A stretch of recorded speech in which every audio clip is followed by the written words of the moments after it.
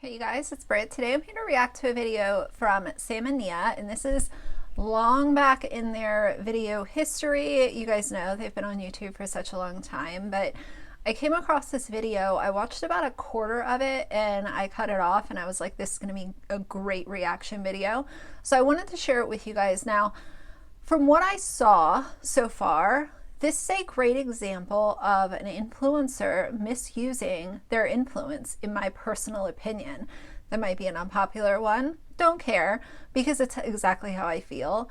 You know, there is nothing wrong with being religious online. You guys, have probably gathered my kind of stance on that. But I have no problem with whatever your beliefs are. Go for it. But when you start pushing those onto your followers, your subscribers, your fans, I hate the word fans, but you guys know what I mean. When you start pushing that out as if it's the gold standard of how to live, or if you guys do this, you can be happy like we are. When you look back at this video, it also aged like milk, because Nia put this out and we all know the history that happened. Sam ended up in the breach and his name was leaked, where he had an account on Ashley Madison. If you guys don't know what Ashley Madison is, I'm sure most of you do. It is a website designed for married people to have affairs and open marriages, open relationships. If that's your thing, fine, but it was not their thing. And the problem with that is that Nia wants to put out all of these wonderful tips on how to be the perfect wife. But then when you see what Sam was doing behind the scenes, let's not give relationship advice to our subscribers when it's attached to such a false sense of perfection. The things that she has said in this video that I've heard so far are not secrets to a long, perfect relationship. It's just not. So before I babble on for too long, let's watch this video. And of course, as always, I will give you guys my thoughts throughout.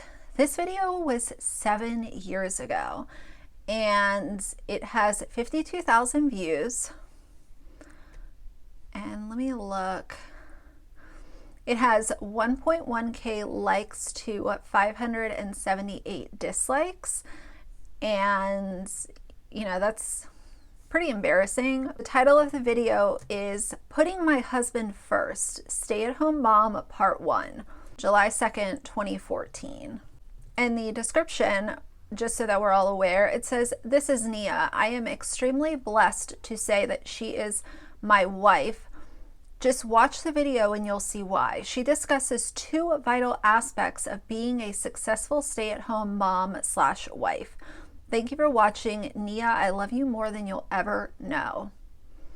You didn't love her enough to stay faithful. I know that much. Guys, welcome back to Wednesdays with Nia. Today I'm going to be talking about being a stay-at-home mom. As I was sitting down sorting through my notes and getting some stuff together for this vlog, I realized that we're going to have to do it in segments. One question that a lot of people asked me, which was, how do you keep your sanity? I'm a stay-at-home mom, I've got 2 kids, I take care of the house while my husband works full-time, and a lot of you asked that question. There's a couple different factors that go into that, and so I'm going to cover both of those. And those 2 factors are God and putting your husband first. First and foremost, for keeping your sanity as a stay-at-home wife or mom, you must make time for God and reading your Bible. So here's how I do it. When I wake up in the morning, I've got my coffee, I like to sit down and read a scripture or 2. So opening up this video, she's basically saying that if you, at least this is how I'm receiving this message, if you're not making room for God, then that might be the problem and why your marriage is not a good one, why you might be arguing with your husband, why you might be going through mood swings. So make sure that you're making time for God, and maybe you won't have those issues that you're experiencing. Go into this huge long Bible study. If you set yourself up with a big long study that you have to read each day, you're most likely not going to do it. So give yourself short little things to begin your day with. Now, I'm not typically a morning person, and so when I really want to study the word and like take away from it, I do it at night right before I go to bed. So yeah, I just suggest, simple devotions to connect with God first thing in the morning, pray. If you wake up and already it's like 10 o'clock and you're like, oh my gosh, this is already a long day, you really need to just take time, sit down, do some prayer, and read a few scriptures, because it's really going to help you. And, taking some time and praying or reading your Bible or whatever religion you believe in, fine. If you're not religious and you don't believe in anything, that's fine too. I don't want to say that there's anything necessarily wrong with praying if that's what makes you feel better. But I don't like this whole idea of, well, if you're feeling bad about yourself, it's because you're not praying or you're not reading the Bible or you're not making room for God in your life. I really don't like that message that is presented with a lot of, especially the Christian YouTubers and influencers. Just because someone is not religious, that does not mean that their life should be more difficult, more upsetting, tragedy, experience tragedy. So praying and doing all of those things is fine, but it should never be advertised as the one and only answer to all of your problems, because a lot of it is keeping in tune with your mental health, talking to a therapist, talking to your husband. How about instead of devoting so much time to reading the Bible, why don't you have open conversations with your husband or wife or significant other and make sure that you are keeping those lines of communication open instead of devoting so much time and energy to making sure that you're super familiar with the Bible. I hope that makes sense. Get connected to God and just get your day in line like it's supposed to be. That's what I suggest, and I'm telling you guys, just making that one. And by the way, my personal opinion as far as feeling connected to God, I don't think that that has anything to do with reading a Bible. I think that you can feel connected to God, whomever you think God is, whoever God is to you. I don't think that a Bible or Bible study or prayer sessions necessarily has to be a part of that. It can be just you meditating or taking 5 minutes in the morning when you drink your coffee and you can talk to whomever God is to you. I don't think that it necessarily has to fall into this routine of studying the Bible and praying. There are many other ways to connect with God. That's why a lot of people don't attend church anymore, And if you do, that's no shade to anyone that still attends church. If that's what you enjoy and that's what you like, I'm all for it. But I think that this kind of like my generation below me for sure, it's a completely different climate than what it was, call it 30 years ago, where you don't have to go to this building that is a church in order to talk to God and connect with God. That's just my opinion. One little change can really make a big difference in your day. You could be having all this chaos spinning around you at home. The kids are all fussing. Everything needs to get done at once, the laundry and the dishes. But if you're connected to God and you feel that peace, you're not going to be overwhelmed and you're going to be able to remain sane. The next thing that's going to help you stay calm and centered throughout your day is having a good relationship with your husband and making sure that you put him first, then your kids, and then everything else. Okay, this is a big, big problem. I heard this part of the video and my red flags just went up everywhere. Let's talk about putting God, then the husband, then the kids. Now, you guys know I don't have kids, but that doesn't mean that I can't have a logical opinion or a point of view on this. Anyone that I've ever talked to or been friends with or had a conversation with that has kids has always said, my kids come before my husband. My kids come first. My kids' well-being comes first and foremost, then I handle everything else. Now, that's a personal decision that everyone needs to make for themselves, but I really don't like this idea of, well, if my husband's not taken care of, then nothing else can be accomplished that day. I have to make sure that my husband's happy, and then I can worry about my kids. I don't know. I realize that it's just an order of things and it might not be that serious, but to me, to hear that two things come before your kids, to me, that is extremely toxic. And a lot of you asked me on... And just another side note, let's also talk about young kids who cannot take care of themselves and they can't fend for themselves. So if you're running around trying to make sure that your husband's happy and your kids technically come third according to her own list, what does that say? Your husband can get off his ass and go make himself a meal. So to me, as far as ordering things, I have a problem with hearing that your kids are third on this list that you have made up. Facebook page yesterday, how do I manage to put Sam first? When I first started staying home, a friend of mine introduced me to a book that I highly recommend to all of you who are just now beginning to be stay-at-home wives or moms. It's called A Woman After God's Own Heart, and it's by Elizabeth George. You can get it off of Amazon for really, really cheap, I think like $3. Basically, this just helped me transition from being all about me to all about God, then my husband, and then... As far as this little book that she plugs, I know nothing about it. That's not a book that I would ever read for myself, but let's talk about putting yourself last and making sure that it's God, your husband, then your kids. If you are doing things in that order, as she listed, the problem is that you are going to end up pouring from an empty glass. I've heard about this a lot where it's you end up feeling so drained by taking care of everyone else in your life. That's how people end up having mental breaks and emotional breakdowns and, you know, are depressed and they don't understand why. And it's because you are so busy waiting hand and foot on everybody else. If you don't take those few minutes for yourself, you eventually have nothing left to give.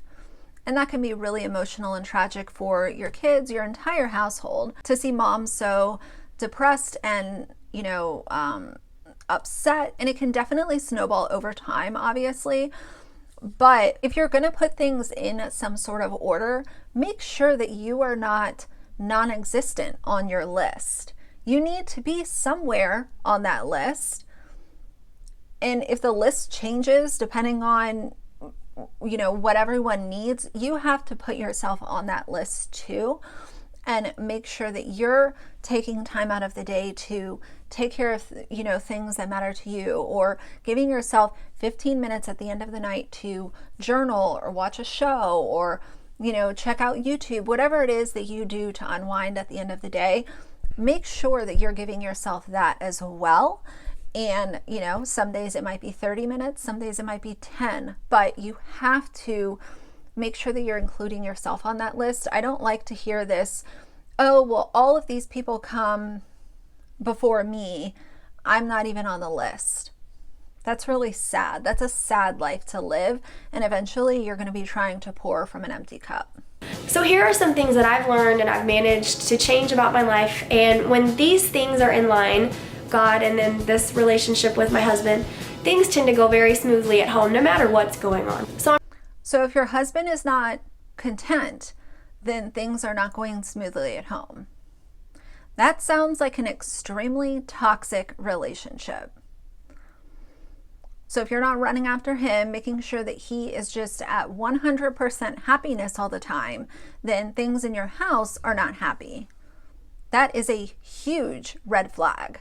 I'm going to share with you a series of Bible verses that really explain how and why we put our husbands first. So in the beginning of time, in Genesis, God said in Genesis 2:18, I will make him a helper. A lot of times we keep the mindset like, why can't he just put his clothes in the hamper? Or why can't he do the dishes every now and again? Or whatever. But really, it just laid it out from the beginning of time. We were here to be his helper. God saw to it that man needed a helper, and that helper was a woman. No, that's total bullshit in my opinion. I am sorry. This is sending the wrong message out to anyone listening to this video that might be looking for advice or actually thinking about taking any of her advice, this should not be left up to a woman to do clothes in the hamper and dishes. There is no reason why a man cannot pick up after himself during the day.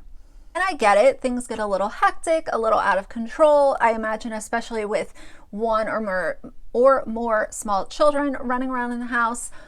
So I totally get that, but there is no reason to just say, oh, well, he doesn't put his clothes in the hamper because the Bible said that he needs a helper.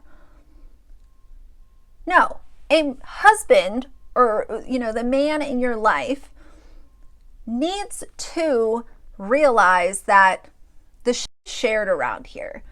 I am not here to pick up after you. Now, as far as chores and stuff, I don't know. I was raised by, you guys know, I was raised by my dad, who was essentially a single dad. And, I grew up watching him do laundry and, bake a birthday cake and make sure the house was always super clean and, doing hand washing some of the dishes and putting the other stuff in the dishwasher. So I think that this is also, it can go back to your childhood. So me seeing that growing up, I knew goddamn well that when I, ended up getting a boyfriend, there is no reason why, because this is a man, he cannot help out with some of the chores around here. You help each other out. Any functioning relationship that is healthy is never just 50-50. Some days I might be at 75, some days he's at 25. There's a lot of times where I'm at 20 and he's at 80. I don't feel like cooking dinner. He puts it together for, us or whatever. There's many different situations that this could apply to, but in my personal opinion, there is no reason that because it's your husband, he automatically gets a free pass to have himself picked up after because the Bible said so. No. I've always known that Bible verse really existed and that woman was created to be here for man, and I just never really put two and two together that they need a helper and we're blessed to be their helpers. Not only are we their wives, but they chose us to be that one person to help them throughout the rest of their lives until death do us part. And really, that's an honor. Or you can tell your husband, hey, I'm having a little bit of a rough day. Can you help me by putting a load of dishes in the dishwasher? Can you help me by, vacuuming? The house is a mess. This is absolutely ridiculous. So what would happen if she is under the weather and in bed for a week? You trying to tell me that Sam, because you have enabled him so much because of what the Bible says, nothing's going to get done? That would be a hot mess house. Because what I'm taking from this is if she is not on her toes when it comes to these daily chores, nobody else is going to help her with it. It's a blessing. I've always really adored Sam and loved him, and so making this change was really easy for me, but I know for some women it's not. So I want to talk about the details that I've learned from studying the Bible and this Bible study that I talked to you guys about. Okay, the next verse that I studied was Ephesians 5:22, and it says, "Wives, submit to your own husbands." Now, I know a lot of you have a lot to say about following the Bible to a T and being old-fashioned, but it works and it's true, and God gave us these outlines for a reason. It's not.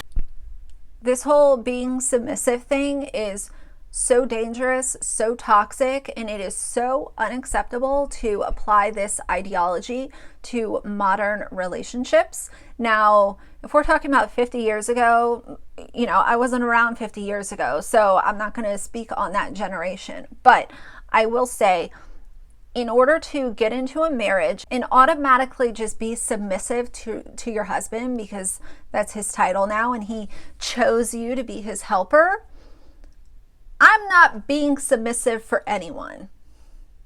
I will respect you and I will go toe to toe, and this will be a teamwork effort.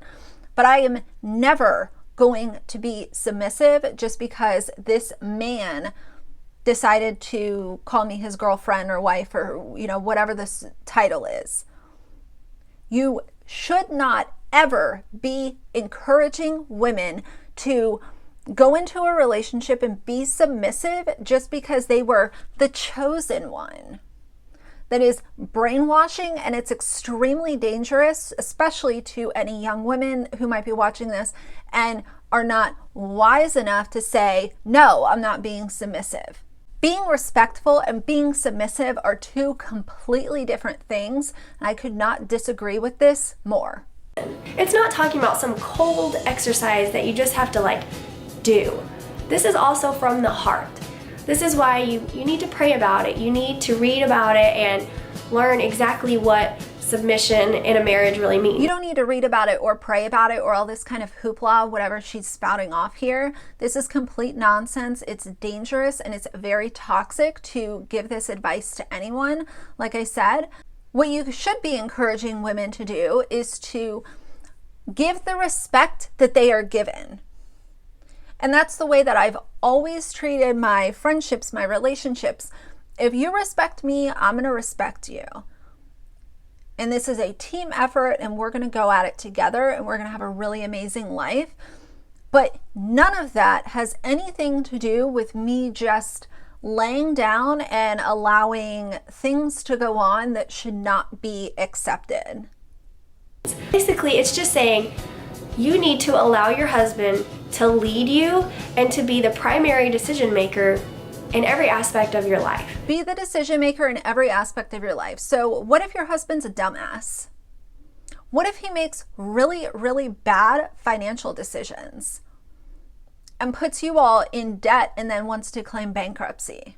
Because you are trying to honor and obey him, you don't ask any questions.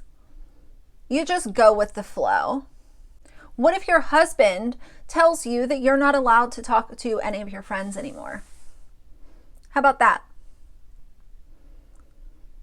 You're just going to submit and be what? Wallpaper? Like, and do whatever he says you need to do? No. There is such a big, big, big difference between being respectful, being loyal, but not laying down and taking shit from someone just because they decided to enter a relationship with you. So an example of being submissive and respectful to your husband in this light would be, let's say you're within a group of friends and your husband is telling a story, he gets a minor detail wrong, and your initial response is to be like, oh no honey, it wasn't 7 years ago, it was 8 years ago. Just, you know, you can leave that out. Don't bother correcting him, especially in public. Let him be wrong. That little detail doesn't matter. What matters is that your husband feels respected and feels like he is the leader of what's... So don't get involved in any conversation. If your husband is lying his ass off, you better sit at that dinner table and just nod and put a smile on. We're not going to correct him, and we're not going to tell people that he's exaggerating, or I actually know what happened because I was there with him. Why not have the freedom to speak up when your husband is having a conversation with other people? What, you're just supposed to sit there and like sip your tea like you're a stuffed animal? No, that is so bizarre. Like, and on top of it, who wants to go through a relationship where you just have to be a fly on the wall and not ever engage because you're worried that your husband might take it as you not being submissive enough, and then he's pissed off at you? What a boring ass relationship. No thanks. Going on in your everyday lives and even with your friends. So the other verse that I want to touch on today is about loving your husbands. It comes from Titus 2:4, and it says, admonish the young wives to love their husbands. Now that verse was new to me when I got married and started practicing all of these things. It specifically says to admonish the young wives to love their husbands. So pretty much what it's saying is like, you've already been where they're at. You've been in the shoes that want to automatically like be right all the time or do things your way. We're women, we're hard-headed, and we think we're right about everything. It's just very interesting that it was saying. And sometimes we are right about everything. And that's part of a 50-50 relationship, is taking the lead sometimes and other times falling back and allowing the other person to, make a decision because they might be more educated. Like, here's a good example. When it comes to getting work done on my car, that's my boyfriend's forte. Like, he knows everything A to Z when it comes to cars, car parts. Like, that's his thing. So if there's something wrong with my car and he looks at it and says, it's this, I'm going to take his word for it because I trust him in that department. And if he tells me to order this part and he'll put it on, I'm going to let him take the lead on that.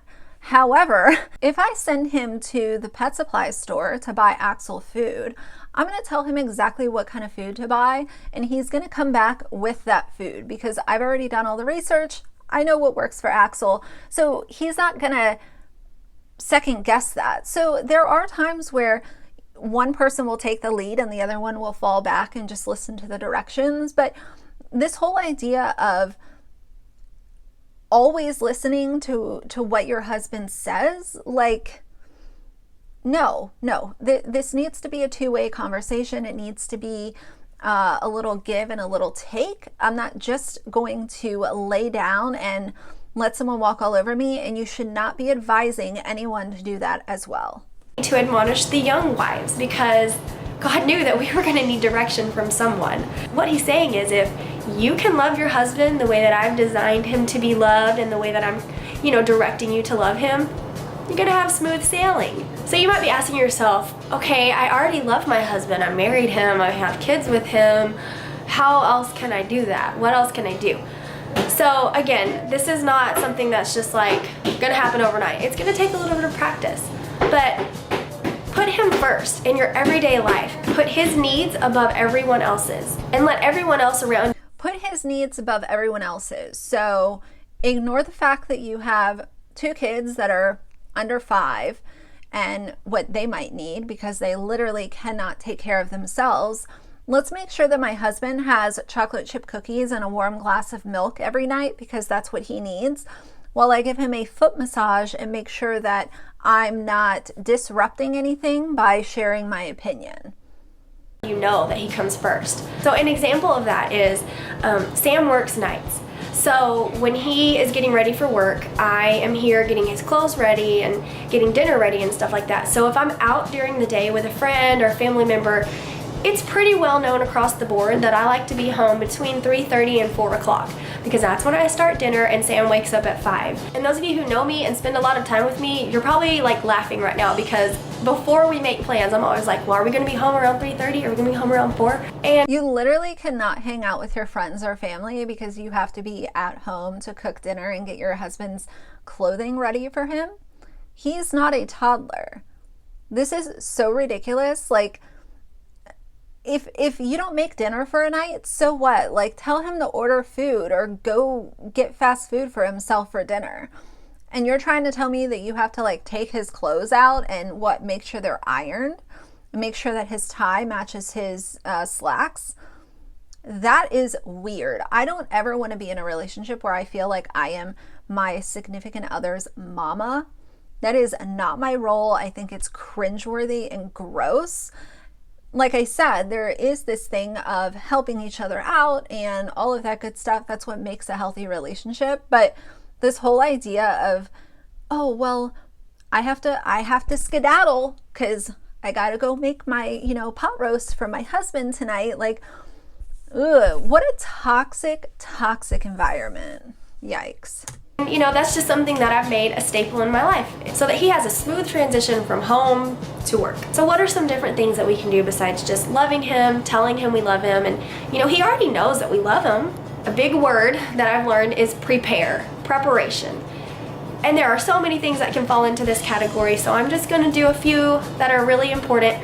Preparing his clothes for work, preparing his food so that he doesn't have to wake up and look around for food, having dinner ready for him or breakfast or at least foods that he likes that he can go to. Preparing his clothes, you can get them laid out for him for work or have them easily accessible or organized in a fashion where he can just go straight to them and get them out for work. Really get off your ass and go in that closet and pick out something to wear to work. and go take a Hot Pocket and put it in the microwave. I'll cook dinner tomorrow night. I don't feel like cooking tonight. That is, I cannot with this woman. Like, she's one of those who really enjoys being like the ultimate mom figure, and she doesn't know how to separate being a mom to her small kids who actually need her to be a mom, and her husband. There's like no split there. Like, she's just the mom to everyone. And once I think of being in that mom role and then also think of like being intimate with that person, no, I can't. Prepare a special greeting for him. And I'm not saying something routine. I'm saying, like, if you're already in a bad mood or you've had a rough day, say a prayer, ask God to give you the right words, and greet your husband in love and excitement to see him. It's always going to start out. Or you can also just be upfront and honest and say, look, I've been stressed out. I'm going to go meditate for 5 minutes so I can calm down, do some breathing exercises, because today has been super stressful. And instead of putting on a fake front so that your husband gets this fake smile and greeting when he walks in the door, be upfront, vent to him. That's what couples are for. I vent to my boyfriend all the time. He vents to me. Like, I'm not going to put on this fake show just so that he sees me grinning ear to ear every day when I get home. No, there are some days life is hard.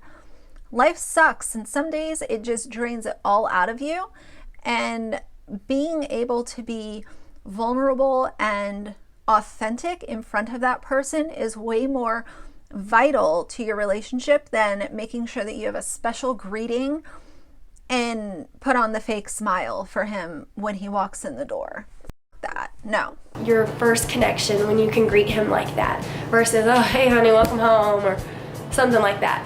And the last thing I'm going to talk about as far as showing your love to your husband. I'm also not saying that the stressful days are every single day or anything like that. There are a lot of really good days, but let's be honest, by the time Thursday or Friday rolls around, especially if you guys work Monday through Friday, by the time the end of the week comes around, I'm just kind of like, damn it, I've had enough, and I'm gonna go home and not be doing cartwheels when my significant other walks in, and we're gonna sit there and vent for a couple of minutes and then figure out what we're gonna do for dinner. That is being authentic and real with each other, not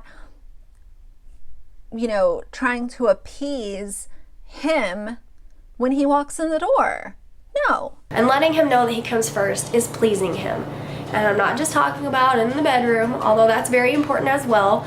I'm talking about just knowing the things that he likes, knowing the things that he wants done, or just little things. Just little things that you know he likes. Make a priority to do that. For example, I know that when Sam wants a drink of milk, he wants it in a clear cup. I don't know why. So when I serve him milk, if he asks for a glass of milk, I always reach for a clear cup. And there have been times where I pour it into a solid cup and I'll pour it out into a clear cup. Those little things right there, they may not even notice it. So just pay attention to the little details that your husbands like, their dislikes. That is the dumbest thing that I've ever heard of. I get, like, I have little things that I like specially done too, but if you forget that, okay, so now you're dirtying 2 dishes just to appease your husband when you serve him milk? No, I'd be like, drink it out of this cup. I'll remember next time. Get over it. Move on. Like, this whole, and the really crazy thing is she's doing all of these cartwheels and special stuff to make sure that he's happy. And it clearly didn't keep him happy enough to stay faithful in their marriage. That speaks volumes. So I would definitely reevaluate my entire existence as far as draining myself, draining my energy, deleting my entire personality for this person that I married, because none of this matters. None of it. And try to please him in those areas. And then just to minutely touch on that in bed comment I made earlier, I know how exhausting it is taking care of a house and little people all day. And then you've still got to take care of yourself. But it doesn't matter. You need to take time, exhausted or not, for those moments where your husband needs you in that area. I'm not going to go any further. You all know what I'm talking about. What I'm saying is set your tiredness and your F your feelings, put them in a Ziploc bag and throw them under the bed to make sure that you can, again, fake your way through this relationship so that your husband is appeased. Make sure that he's happy. He's still going to have an affair on you, but let's make sure that he's happy, and let's make sure that all of my entire existence is drained out of me from head to toe just so that he's pleased. People have bad days. People have good days. People have days that are in between. That's what makes life life. Putting on a fake show is not going to get you anywhere, I promise. Your exhaustion aside and put that first. It will make an immense difference in his attitude towards you and then your attitude towards the rest of your home. I know there's a lot of feminists out there, and this could sound really silly to some of you, but those of you who asked me how I keep my sanity, this is how. These are the two things, God and my husband, that keep me. Not my kids. My kids are not on this list of things that keep me centered and focused. So they're just kind of like over here floating around. God and my husband is what I care about. I've actually never heard that from anyone that I know that's a parent. I'm being completely honest, you guys. I have never heard of God, my husband, then my kids. I've always heard, and this is from many people, kids come first. They need their parents. They cannot take care of themselves on their own, obviously. And to hear that her kids are not even on the list is a red flag. Centered and focused on what really matters. So I just really encourage you all, if this is something that you've been wondering how to do or struggling with, or you think I'm totally crazy, just say a prayer about it tonight. Ask God to open up your heart to putting him and then your husband before everything else in your life. And that's going to set off the tone for being a stay-at-home wife or mom, a peaceful one. Well, thank you guys all so much for coming along with me and listening to me talk about this subject. I hope you all learned something, and I hope everyone knows that this topic is also something that I am working on every. Okay, we're not going to let her continue to shove this down everyone's throat.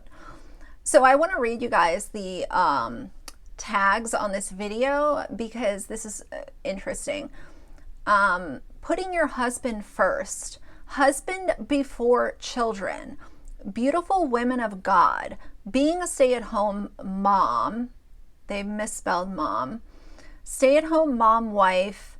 Nia'S, Sam and Nia'S. Cute woman. Beautiful Christian woman. Woman of God. Godly woman.